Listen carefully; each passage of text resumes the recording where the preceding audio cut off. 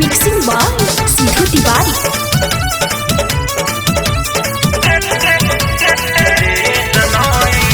जान जान कहिले तो बिहिया जान रे हंसी हंसी हमरो बिगाड़े ले महान रे।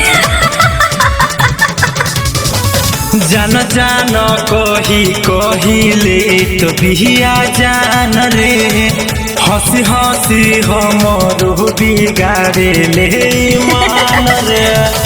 एकरा जवानी के कौनो रेट नइखे आय हाय एकरा जवानी के कौनो रेट नइखे। हमारा भाईबा के हो माल हमके देत नइखे।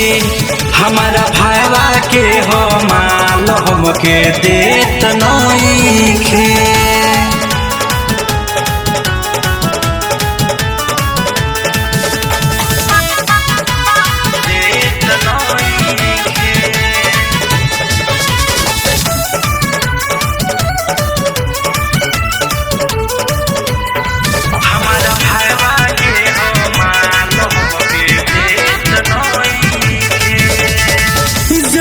जब हमके देखे पूछे हाल चाल रे नाने से ही कहले बिया टोला में है बवाल रे। अरे बड़ा कुरफाती बिया रे। जब हमके देखे पूछे हाल चाल रे नाने से ही कहले बिया टोला में है बवाल रे। हमारा बुझाला हमसे सेट नइखे आय है हमारा बुझाला हमसे सेट नइखे। हमारा भाईबा के हो माल हमके देत नइखे। हमारा भाईबा के हो माल हमके देत नइखे।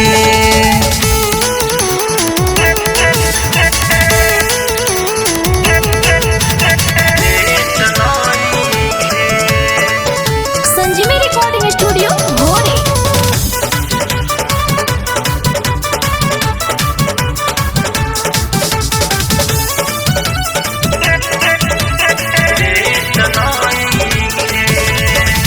राइटर दीपू शर्मा के मन रहता तरस के जहिया से लाइन छौड़ी मोरले बिया हंस के।